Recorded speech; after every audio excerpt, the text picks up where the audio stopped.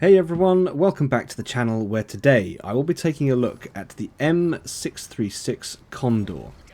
For those of you short on time, here is a quick overview. The 636 is an Era 1 premium medium that has the highest DPM of all Era 1 premium mediums, and it has a 65% silver earn rate. However, it has the lowest pen per shot of all Era 1 medium premiums, and it is the slowest. It is the level 100 season reward tank, so if we're being honest, you can't expect that much from a tank that you can get from as little as 2,000 gold. In the off season, the price is 9,000 gold, and you know, as with all reward tanks, like I've just said, you can't expect too much from them. So for a tank that is as cheap as 2,000 or 9,000 off season, I personally think that, you know, it's a niche tank. In the right circumstances, it is very good, but if it is caught out, it just doesn't have the alpha the alpha or the pen to fight its way out of trouble. So is it amazing? No. Is it game breaking? No. I absolutely do not think this is a tank that we will need to circle back around to in any way and talk about how, you know, it's going to break the game. Alright, let's take a look at this 636 in a little more detail. Without crew or equipment, it has 223mm of pen and 280 average alpha on its standard rounds. It's got 2,000 hit points, an unboosted max speed of 45 km an hour, 490 meters of view range, and finally a detection range of 414 meters. So where do these stats place it in comparison to the other premium mediums around it? As I mentioned previously, it has the lowest pen of all Era 1 premium mediums. It has the second worst alpha per shot, only beating the T95E2 by 40 hit points.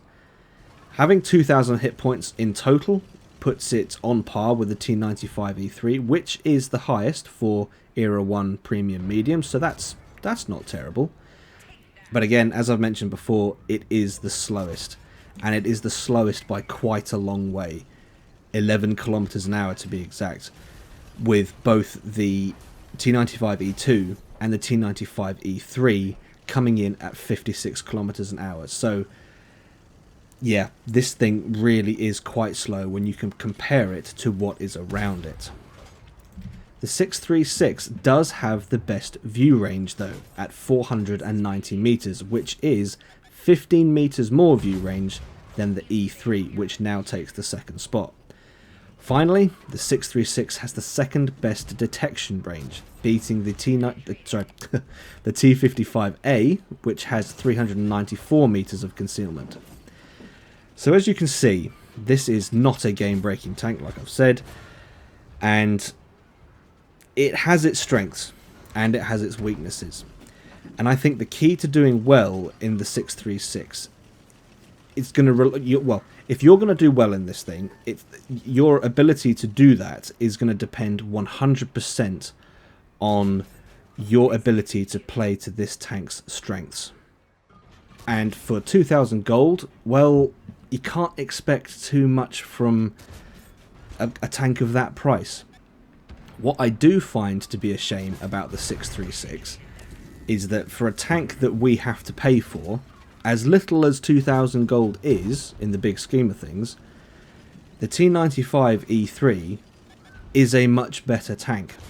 Higher alpha, better mobility, better armor, and all new players get an E3 for free.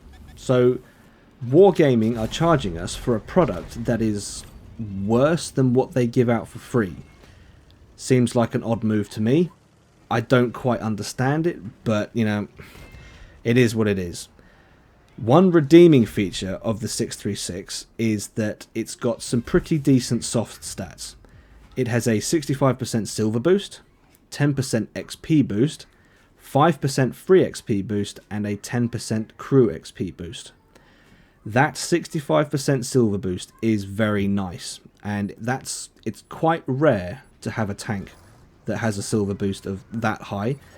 Previously to this tank's release, the best silver boost you could get in Era 1 was 60% with the WZ-111, the red tank I've just driven past here. That was the best tank, but now the 636 does take the top spot for best silver earner in Era 1. And that is very good news if you are new to the game, because you will want all the silver you can get your hands on.